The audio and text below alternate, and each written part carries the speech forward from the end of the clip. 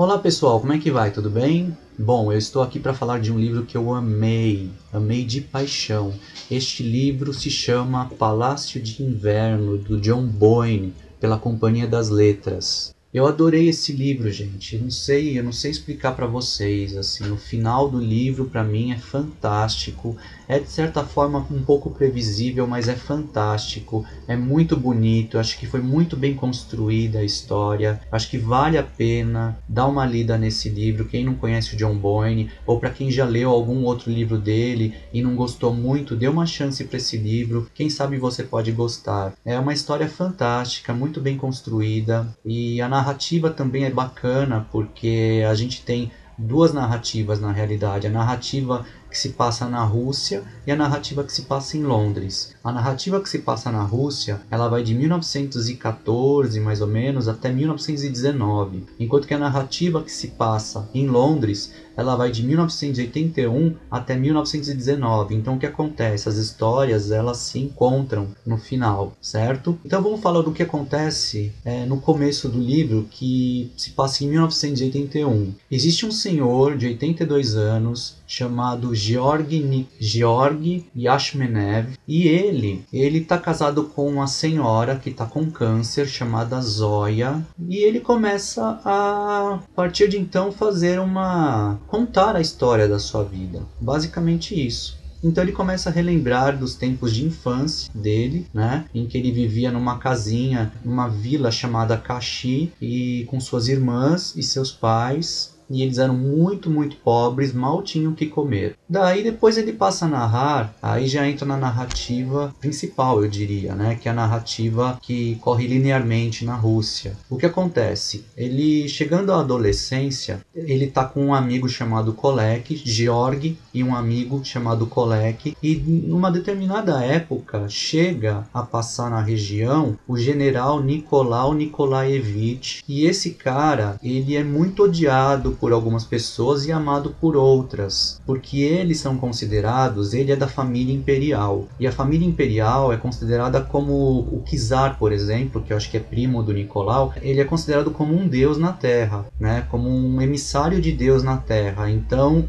o czar ele tem mais poder que a própria igreja, assim, perante o povo. E daí esse Nicolau ele tá passando pela vila, a caminho, não sei, eu acho que para São Petersburgo, e o Kolek, o amigo do Georg, acaba tentando dar um tiro no Nicolau Nikolaevich, acho que por tentativa de agradar o pai, que o pai odiava a família imperial, o pai do Kolek. E daí o Georg, vendo que o amigo ia fazer uma barbaridade dessa, se joga na frente dele e acaba levando um tiro no ombro. Então, sem querer, o Georg acaba salvando a vida do general Nicolau Nikolaevich. A vida dele muda para sempre, porque o general Nicolau Nikolaevich acaba convidando Georg Yashmenev para passar um tempo no Palácio de Inverno, morando juntamente com o czar, e ele é convidado a tomar conta do filho do czar, Alexei. E o Alexei é um garoto de 11 anos, e eles querem colocar o Georg, pelo seu ato heróico de salvar uma pessoa da família imperial, né? Querem colocar o Georg como guarda-costas do garoto, guarda-costas pessoal do garoto. Então é como se o Georg tivesse ganhado na loteria, porque ele vai morar no Palácio de Inverno, que é uma mansão, um palácio, não é uma mansão, é um palácio enorme, gigantesco, com um luxo assim incalculável. Procurem no Google depois para vocês verem fotos do palácio, vocês vão ver do que eu estou falando. É muito grande, é uma obra arquitetônica fantástica. E daí, chegando lá, Georg conhece justamente o czar, né? Fala com ele pessoalmente. O czar é muito simpático com Georg, e o Georg também acaba se dando muito bem com Alexei, que é o menininho, né? E ele acaba conhecendo também as 4 irmãs do Alexei. E ele acaba meio que se apaixonando por uma menina de 15 anos, a irmã, filha do czar, né?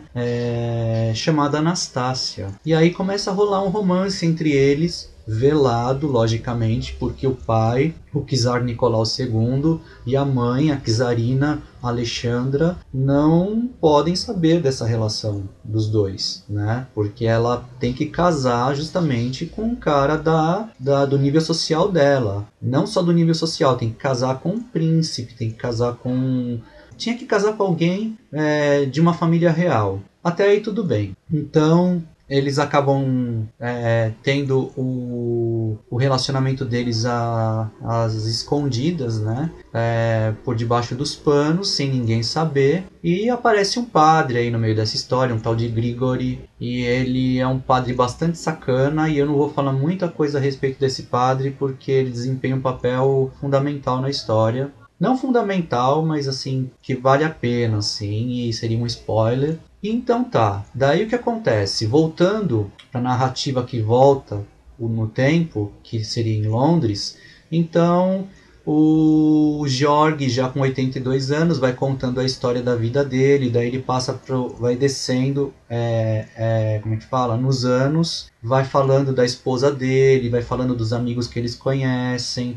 E o que acontece? Você vai começando a descobrir características tanto do Georg quanto de Zoya, e você descobre que eles têm um grande mistério, que eles não podem ser descobertos, que eles fugiram da Rússia, mas eles não podem ser descobertos onde eles moram, em Londres, e eles chegaram a morar também na França durante 5 anos, logo depois que eles saíram da Rússia. E eles viviam fugindo até um certo ponto, né? Que depois de um certo ponto, a Zoya, já com câncer, já em estado terminal, eles não tinham mais do que fugir, na realidade. Então, é justamente isso que pega na história, porque a gente vai lendo o livro vai intercalando essas duas narrativas, ele intercala a época da Rússia e intercala a época em que eles viviam em Londres e Paris. E daí o livro, cada capítulo é dividido assim.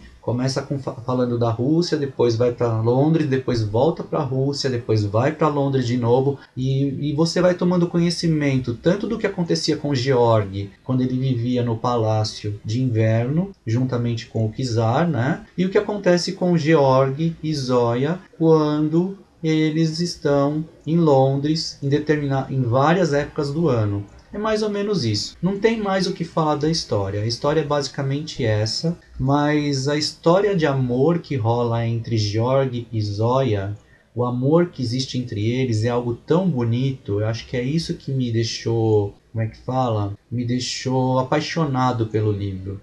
Eu gostei demais desse amor que existe entre eles, sabe? E gostei muito também do amor que existe entre o Georg e o amorzinho que ele teve, né? O namorico que ele teve passageiro na época que ele era adolescente com a Anastácia. Então é demais, assim, o desenrolar da história. Eu não posso falar mais nada. Infelizmente eu não posso falar mais nada. Mas é isso, eu espero que vocês tenham realmente, que o material que eu trouxe para vocês tenha interessado vocês de alguma maneira. É uma história bem escrita, é uma história bonita, vale a pena ser lido. Muita gente recomenda esse livro. No Scooby ele tem nota 4,5, que é uma nota alta, apesar de que não dá pra gente ficar confiando no Scooby, né, gente? Eu sei disso. Esse livro pra mim é nota 5 estrelinhas, sem sombra de dúvida, 5 estrelas, sem pôr nem tirar. E é isso. Então, espero que vocês tenham gostado, tá? E até uma próxima resenha. Até mais.